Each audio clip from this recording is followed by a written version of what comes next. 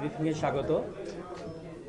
আপনারা জানেন যে ডিএমপি-ডিবি ধারাবাহিকভাবে অবৈধ মোবাইল, কর ফাঁকি দিয়ে নিয়ে আসা মোবাইল এবং যে সকল মোবাইল চুরি করে নিয়ে আসা হয় সেই সকল মোবাইল সম্পর্কে ধারাবাহিকভাবে অভিযান পরিচালনা করে থাকে।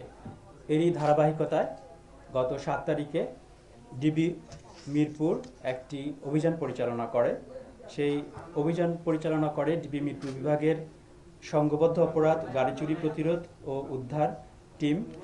আমরা একটা গোপন সংবাদের ভিত্তিতে জানতে পারি যে উত্তরা 17 নম্বর সেক্টরের একটি বাসায় এবং খিলক্ষেত থানাধীন নিকুঞ্জ 1 এলাকার একটি বাসায় কিছু বিদেশি নাগরিক অবৈধভাবে নিয়ে আসা মোবাইল সংরক্ষণ করে স্থানীয় বাজারে বিক্রি করা ব্যবস্থা নিচ্ছে। তারই প্রেক্ষিতে আমরা উভয় জায়গাতেই অভিযান পরিচালনা করি এবং উত্তরা 17 নম্বর সেক্টরে অভিযান পরিচালনা করে একজন চাইনিজ নাগরিককে গ্রেপ্তার করি এবং সেখান থেকে আমরা 58টি আইফোন উদ্ধার করি।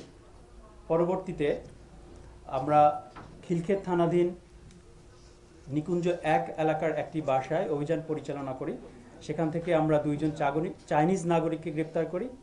পাশাপাশি সেখান থেকে আমরা 305টি আইফোন উদ্ধার করি এবং বিভিন্ন যন্ত্রাংশ এবং আইফোনের বিভিন্ন পার্টস সংযোজন করার জন্য যে ধরনের মেশিনারিজ ব্যবহার করা হয়ে থাকে সেগুলো আমরা উদ্ধার করে থাকি।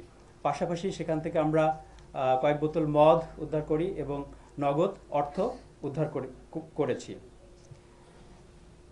আমরা তাদেরকে প্রাথমিকভাবে জিজ্ঞাসাবাদ করি এবং এই জিজ্ঞাসাবাদের মাধ্যমে জানতে পারি যে স্থানীয় কিছু এখানকার যারা মোবাইল ব্যবসায়ী তারা এই ঘটনার সাথে যুক্ত রয়েছে বা এই ব্যবসার সাথে যুক্ত রয়েছে। তাদের কয়েকজনের নাম আমরা পেয়েছি। আমরা তদন্তের স্বার্থে এখনই আমরা এই নামগুলো প্রকাশ করছি না, পরবর্তীতে তদন্ত শেষে আমরা এই নামগুলো আপনারা জানতে পারবেন।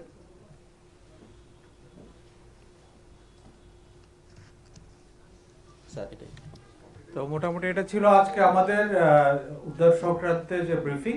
পর্যায়ে আমি